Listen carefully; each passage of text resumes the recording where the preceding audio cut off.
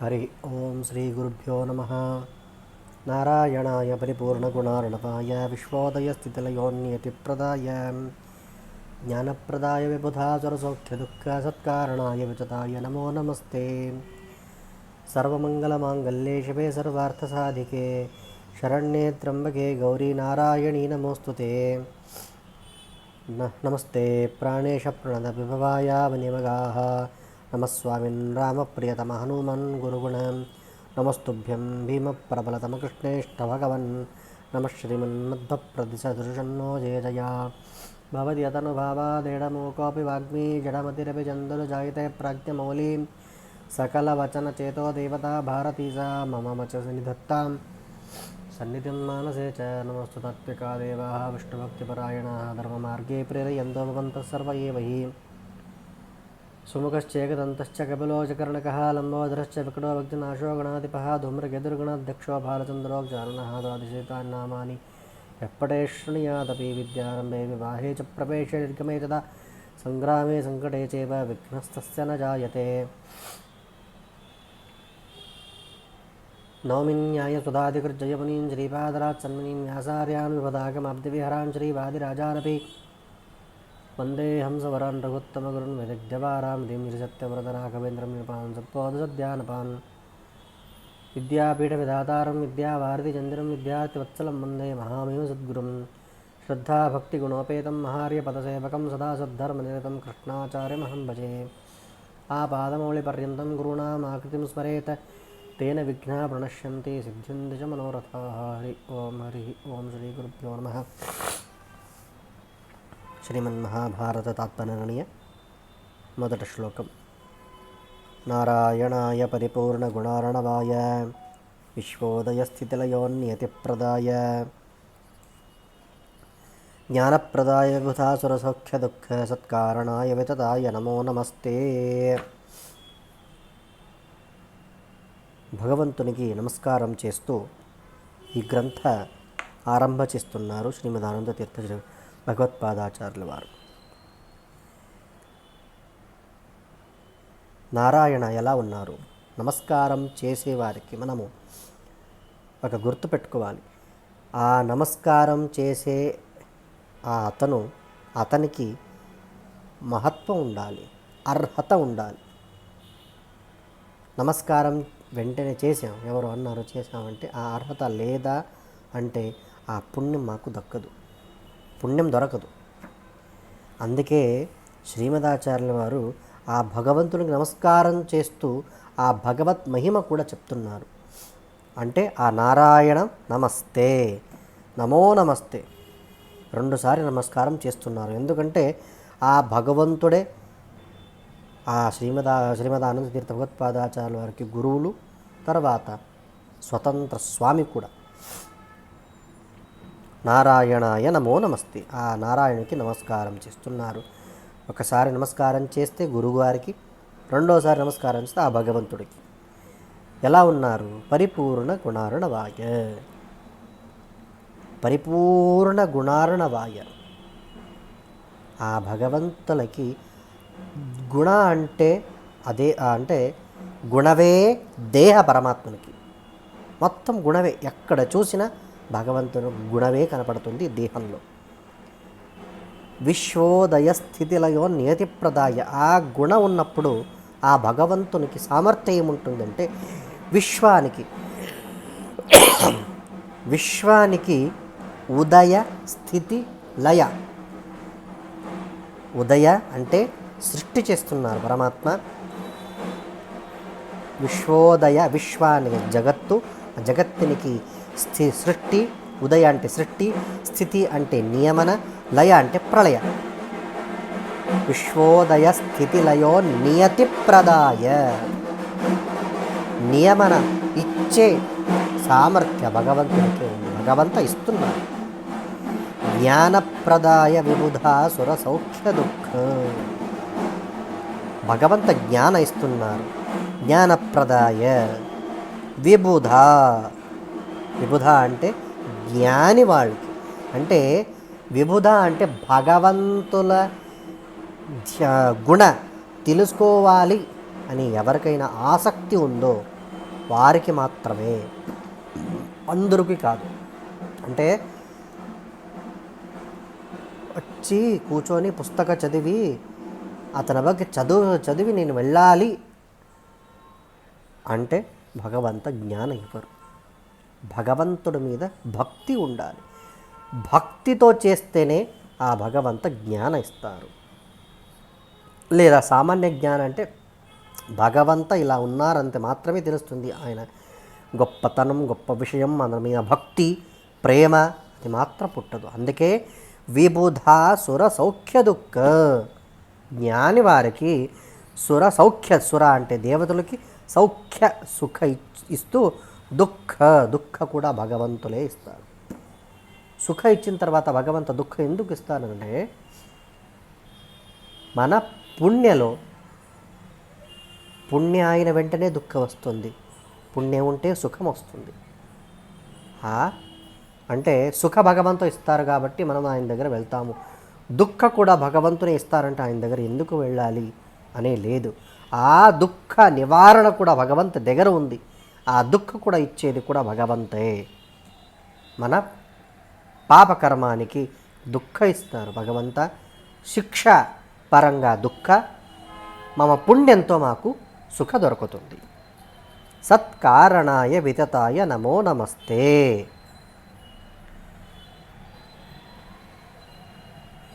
ఈ సుఖానికి దుఃఖానికి కారణ భగవంత నీనే. మీరే మాకు ఈ సుఖ దుఃఖ ఇచ్చి ఆ సుఖ దుఃఖ నుండి బయట ఎలా రావాలి, సుఖ నుంచి ఎందుకు బయట రావాలి అంటే ఈ సుఖంలో మింగి మనము ఇక్కడే ఉండిపోతామేనో భయం మాకు ఉంటుంది. ఎందుకంటే ఇక్కడి నుంచి మనము మోక్షానికి వెళ్ళాలి. ఈ మళ్ళీ పుట్టడం, మళ్ళీ మరణం, ఇది నాకు ఈ సృష్టి నుంచి మనం బయట ఉండాలంటే మనం మోక్ష కావాలి. సుఖ దుఃఖ సత్కారణాయ, ఈ సుఖానికి దుఃఖానికి మిశ్రణంతో పరమాత్మ మాకే ఈ రెండు ఇచ్చిస్తూ అలాంటమైన భగవంత మా సుఖ దుఃఖ నుంచి బయట తీసి మోక్ష, కేవల సుఖ మాత్రమే కాదు అక్కడ జ్ఞాన భక్తి కూడా వస్తుంది. అది మాకు ఇవ్వడం సాధ్యత ఎవరికి ఉంది అంటే ఆ భగవంతులకే. వితతాయ, ఆయనే మాకు ఇస్తున్నారు. అలాంటి భగవంతునికి, సర్వవ్యాప్తమైన పరమాత్మనికి నమో నమస్తే. రెండుసారి ఆ భగవంతులకి నమస్కారం శ్రీమదానంద తీర్థ శ్రీమత్పాదాచార్యులు చేస్తున్నారు. తర్వాత ఈ గ్రంథ మొదలంలో నమస్కారం చేసిన తర్వాత ఆ భగవంత ఏ భగవంతులకి నమస్కారం చేశారో ఆ భగవన్ మహిమ, మొదట ఈ అధ్యాయంలో భగవన్ మహిమ ఎవరు అతను అని ప్రశ్న. ఆ ప్రశ్నానికి సమాధానం ఆసీదుదార గుణవారిధిర ప్రమేయో నారాయణ ప్రియతమ పరమాత్స ఏక సంశాంత సంవిదఖిలం జఠరే నిధాయ లక్ష్మీభుజాంతరగత స్వరతోపి చాగ్రే. సృష్టికైన ముందు ఆసీద్ ఉదార గుణవారిధి రప్రమేయో చ అగ్రే. అగ్రే అంటే సృష్టికైన ముందు ఆసీత్ ఉన్నారు. ఎవరున్నారు? నారాయణ ఆసీత్. అతనెవరంటే పరతమ పరమాత్స ఏక, పరమాత్మ అతను. పరతమ, ఆయనకు మించి ఎవరు లేరు. అలాంటిమైన పరమాత్మ నారాయణ స ఏక, ఒక్కళ్ళే ఉన్నారు. ఆసీత్ ఉన్నారు. ఎక్కడంటే ఎలా ఉన్నారంటే ఉదార గుణవారిధి రప్రమేయో. భగవంత ఆ ప్రళయకాలంలో గుణసాగరమయ పరమాత్మ, అప్రమేయమైన పరమాత్మ నారాయణ ఒక్కటే. సమస్త జగత్తుకి కారణమయ ఆ భగవంత ఆ సమస్త విశ్వాన్ని తన ఉదరంలో పెట్టుకొని లక్ష్మీ భుజాంతరగత, వటపత్రశాయిలాగా ఉంటే ఆ మహాలక్ష్మి తల్లి మీద, అంటే ఆ వటపత్రశాయి మీద భగవంత పడుకున్నారు. వటపత్రశాయి అంటే ఆ లక్ష్మీదేవి. ప్రళయకాలంలో వటపత్రశాయి అంటే ఆ లక్ష్మీదేవి, ఆ లక్ష్మీదేవి పైన భగవంత పడుకున్నారు. సంశాంత సంవితఖిలం.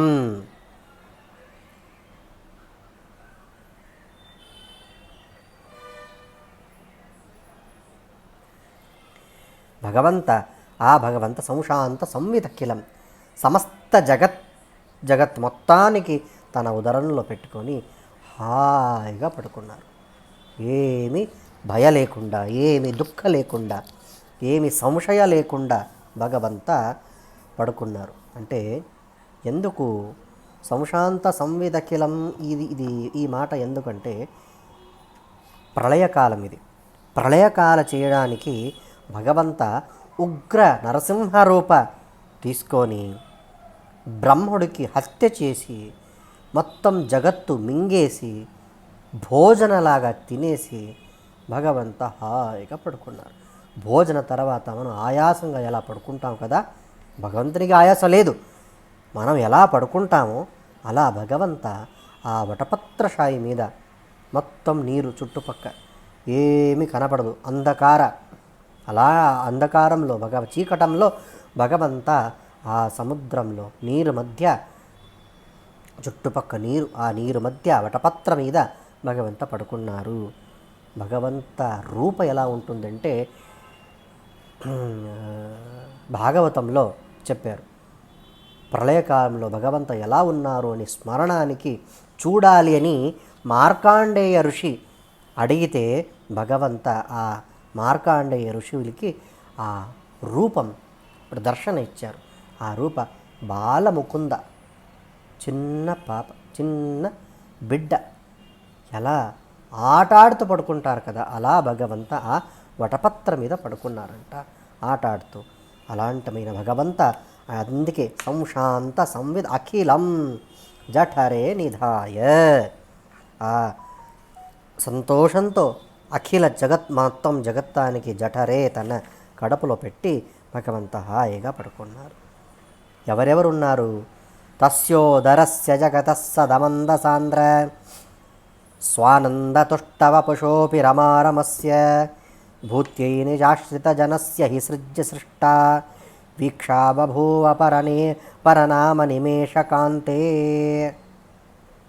భగవంత పరా అని పేరుతో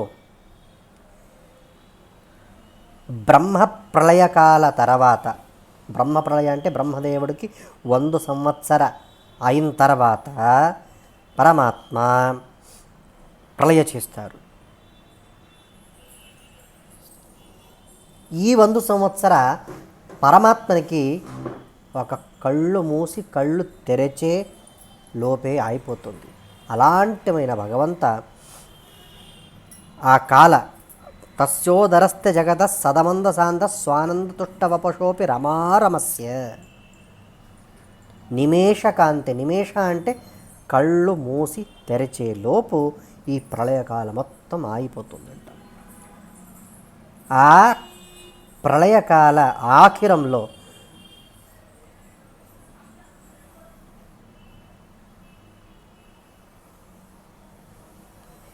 మళ్ళీ సృష్టి చేయాలి, కానీ సృష్టిలో రావాలి యోగ్యత ఉన్న వాళ్ళని అందరినీ పరమాత్మ చూస్తున్నారు. ఎందుకంటే పరమాత్మ ఉదరంలో మొత్తం జగత్తు ఉంది. సదమంద్ర సాంద్ర స్వానంద తుష్ట వపుష, అందరూ ఆనందంగా పడుకుంటున్నారు. అక్కడ హాయిగా పడుకున్నప్పుడు భగవంత అందరూ చూస్తున్నారు. ఎందుకంటే వీక్షా బభూవ పరనేమ నిమేషకాంతే సృజ్య సృష్టౌ, అందరికి మళ్ళీ నేను సృష్టించాలి కాబట్టి అందరు జీవరాశిని పరమాత్మ చూస్తూ ఉన్నారు.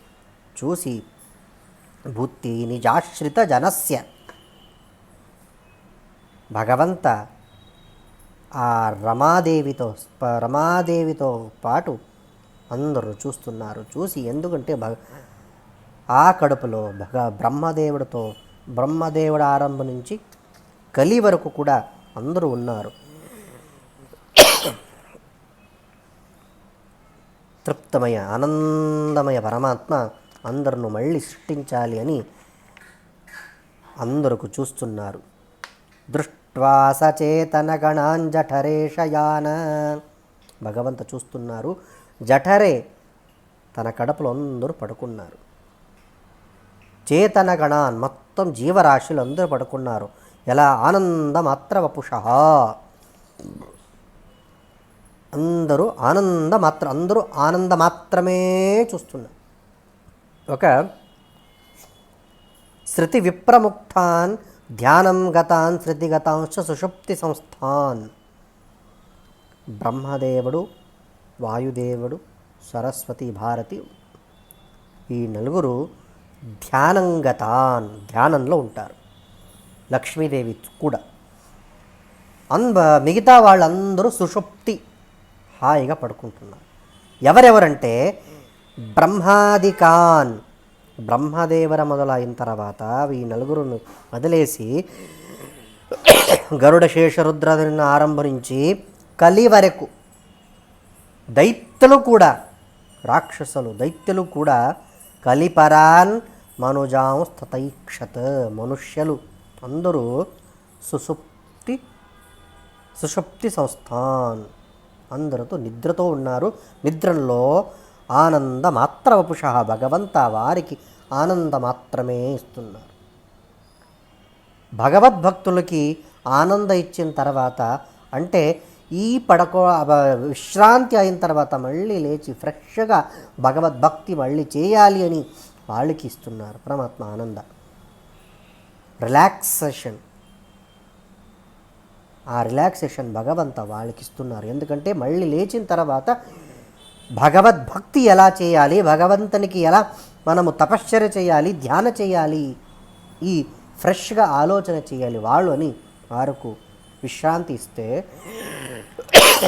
కలిపరాన్ దైత్యులకి కలి వరకు వాళ్ళు ఎందుకు ఆనందిస్తున్నారు సుషుప్తిలో పడుకున్నప్పుడు అంటే, మళ్ళీ లేచిన తర్వాత భగవంత ద్వేష ఎలా చేయాలి, భగవంత ద్రోహ ఎలా చేయాలి, భగవద్భక్తులకి ఎలా నేను నిందన చేయాలి, ఈ ఆలోచన చేసి మళ్ళీ అదే కార్యంలో వాళ్ళు నిరత రావాలి అని. కాబట్టి వాళ్ళకు కూడా భగవంత రిలాక్స్ ఇస్తున్నారు. ఆనంద అంటే ఆనంద కాదు, అది రిలాక్స్. బాడీ మళ్ళీ రిలాక్స్ అయిన తర్వాత వెంటనే మళ్ళీ లేచిన తర్వాత ఫ్రెష్ అవుతాం కదా, అలా భగవంత వాళ్ళకు కూడా రిలాక్స్ ఇచ్చిన తర్వాత మళ్ళీ వాళ్ళు ఏం చేయాలి, భగవద్వేష భగవద్భక్తుల నిందన ఇదే చేయాలి. కాబట్టి వాళ్ళకు కూడా భగవంత ఆనందమాత్ర వపుష, ఆనంద ఇస్తున్నారు అని శ్రీమదాచార్య చెప్పారు. సృక్షేహి చేతన గణాన్ సుఖ దుఃఖ మధ్య సంప్రాప్తయే తనుభృతాం విహృతిం మమేచ్చన్ సోయం విహార ఇహ మే తనుభృత్ స్వభావ సంభూతయే భవతి భూతి కృదేవ భూత్యాః. ఉత్తమ, అధమ, మధ్యమ ఇలా 3 జీవరాశులు ఉన్నారు. లింగభంగ అయిన తర్వాత స్వరూపభూత సుఖ దుఃఖ మిశ్ర ఇలాంటి అనుభవం ఉంటుంది. అంటే ఉత్తమ, అధమ, మధ్యమ 3 విభాగం చేశారు. చేసిన తర్వాత ఉత్తమ వాళ్ళకి మోక్షం అవుతుంది, మధ్యమ వాళ్ళు, అధమ వాళ్ళు మళ్ళీ పుట్టుతారు. ఉత్తమంలో కూడా కొన్ని జనం మళ్ళీ వస్తారు, ఎందుకంటే వాళ్ళకి ఇంకా కర్మ మిగిలింది కాబట్టి వాళ్ళు మళ్ళీ వస్తారు. వాళ్ళందరూ భగవంత సృష్టి చేయడానికి చూస్తున్నారు. సృక్షేహి చేతన గణాన్, ఎవరిని ఎలా సృష్టి చేయాలి, ఎందుకంటే వాళ్ళు సుఖ దుఃఖ అన్ని ఉత్తమలో, మధ్యమలో, అధమలో వాళ్ళు అదన్నీ చూసి వాళ్ళను సృష్టి చేయాలి భగవంత. ఇదన్నీ భగవంతుడికి ఏంటి, ఇది ఒక విహారం, ఒక ఆట, భగవంతుడికి ఒక ఆట ఇది. భగవంత ఈ ఆటంలో 3 విధ జీవరాశికి సృష్టి చేస్తున్నారు.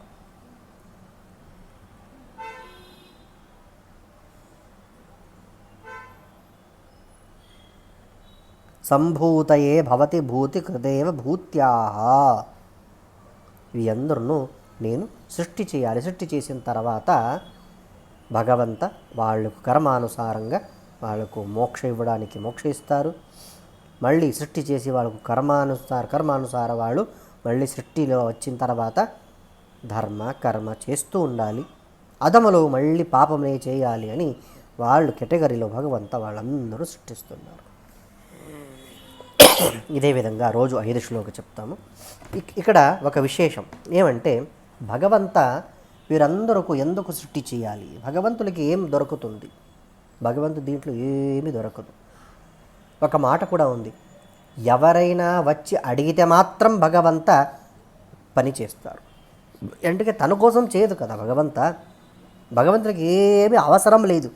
అందుకే లక్ష్మీదేవి వచ్చి 100 సంవత్సరాల వరకు ప్రళయకాలం, 100 సంవత్సరాల వరకు సృష్టి, 100 సంవత్సర ప్రళయకాలంలో 80 సంవత్సరాలు అయిన తర్వాత 80 ఇయర్స్ అయిన తర్వాత లక్ష్మీదేవి వేద రూపంలో వచ్చి ప్రార్థన చేస్తుంటారు. భగవంత స్వామి సర్వోత్తమ సర్వకర్త సృష్టికర్త అనే ప్రార్థన చేస్తూ, భగవంత మీ ఉదరంలో కడుపులో ఉండే అన్ని జీవరాశులకి మీరు సృష్టి చేయాలి. సృష్టి చేసిన తర్వాత వాళ్ళు కర్మానుసారంగా కర్మపరంగా మోక్ష ఇవ్వాలి. మిగతా వాళ్ళు మళ్ళీ వారు సాధన చేసుకోవాలి. మీ భక్తులు వాళ్ళు అనుగ్రహం మీరే చేయాలి అని లక్ష్మి ప్రార్థన చేసిన తర్వాత మాత్రమే భగవంత సృష్టి కోసం లేచి సృష్టి చేస్తున్నారు. తన కోసం కాదు, తన ఆనంద కోసం కాదు, భగవంత చేస్తున్నారు మన కోసం. మనము మళ్ళీ పుట్టి సాధన చేసుకొని మోక్ష పొందాలి. ఈ ఉద్దేశ లక్ష్మీదేవికి ఉంది. ఎందుకంటే మనమందరూ భగవద్భక్తులు కాబట్టి లక్ష్మీదేవి వెళ్ళి ప్రార్థన చేస్తున్నారు మన పరవ. భగవంత వాళ్ళందరూ మీ భక్తులు, మీ మీద నమ్మకంతో ఉన్నారు. వాళ్ళందరూ మళ్ళీ సృష్టి చేసి వాళ్ళతో పాటు అన్ని ధర్మం చేయించి వాళ్ళందరికీ సద్గతి ఇవ్వాలి మీరు అని భగవంతులకి లక్ష్మీదేవి ప్రార్థన చేసిన తర్వాత పరమాత్మ ఈ సృష్టి చేయడానికి ఒప్పుకున్నారు. తర్వాత ప్రార్థనతోనే ఇదన్నీ జరుగుతుంది. అందుకే మనం ఎప్పుడైనా సరే భగవంతునికి మనం అడిగితేనే పరమాత్మ ఇస్తారు, లేదంటే పరమాత్మ ఇవ్వరు అని ఈ మాట. తర్వాత శ్రీకృష్ణార్పణమస్తు. అనేన భావయత్ పుణ్యం అవాప్నోతు గురుర్మమ.